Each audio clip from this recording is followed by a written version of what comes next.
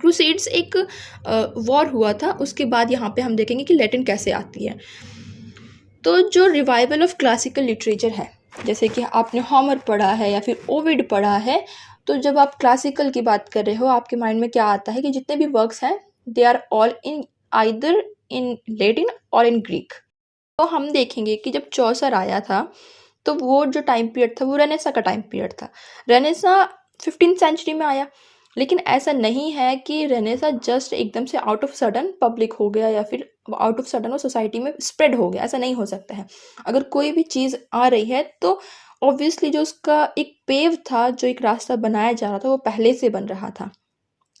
क्योंकि रेनेसा का मतलब क्या है? Revival of classical works. और क्लासिकल वर्क्स कहाँ से है? क्रूसेड से है, जो कि अभी हम पढ़ रहे हैं 11th सेंचुरी में, 1066 के अराउंड में। और रेनेसा तो 15th सेंचुरी में आता, जब चौसर था। तो चौसर के टाइम से पहले जो रेनेसा आया वो उसकी जो स्टार्टिंग थी वो 14th सेंचुरी में हो गई थी। और 14th सेंचुरी में रेनेसा की स्टार्टिंग कैसे हुई वो हम अभी देखते हैं। तो 11th सेंचुरी की हम बात करें तो 11th सेंचुरी में क्या हुआ, जो पोप थे, जो होली एम्पायर था रोमन का, he was the one who rule all the country over the Europe. ठीक है, वो था जो कि कोई भी रूल पब्लिश करता था, और जितने भी क्रिश्चियन सोसाइटी थी, क्रिश्चियन कंट्रीज थी, they have to follow the rules of the pope, जो कि होली एम्पायर पोप था रोमन का। तो उसने क्या किया, सडनली उसने he was the one who was spreading Christianity in world as well. तो he called all the Christians कि तुम सब आ जाओ।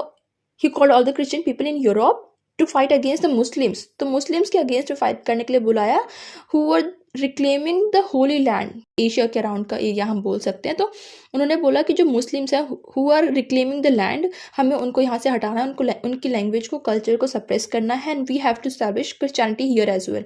तो जब वो जितने भी क्रिश्चियन पीपल थे ऑल ओवर द वर्ल्ड, जैसे कि वेस्टर्न में जितने भी लोग थे, जितनी भी कंट्रीज थी, तो वो सब क्या हुआ, वो सारे लोग इकट्ठा हुए and they fought a war against Muslims in east. जब वो ईस्ट में आए उन्होंने एक वॉर किया, और this holy war was known as the crusades. तो क्रूसेड्स बोला जाने लग गया उसे। तो इसमें क्या हुआ, जितने भी लोग यहाँ पे वॉर में गए थे they are known as the crusaders. तो क्रूसेडर्स जब वहाँ से वापस आए, जब वॉर खत्म हो गया, and when they came back in their country, जहाँ जहाँ से वो आए थे, वो अपने साथ क्या लेकर आए, they brought manuscripts and text from east.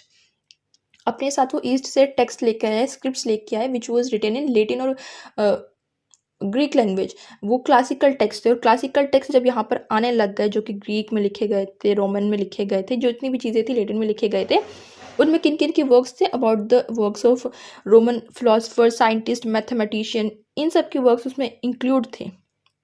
तो जब वो अब वहाँ से क्लासिकल टेक्स्ट लेकर आ गए अपने कल्चर में, वेस्ट में, तो उसके बाद दोनों ही आइडियाज़ का आपस में फर्टिलाइजेशन होने लग गया, दोनों ही आपस में आइडियाज़ मिक्स होने लग गए, इसे बोलने लगे क्रॉस फर्टिलाइजेशन।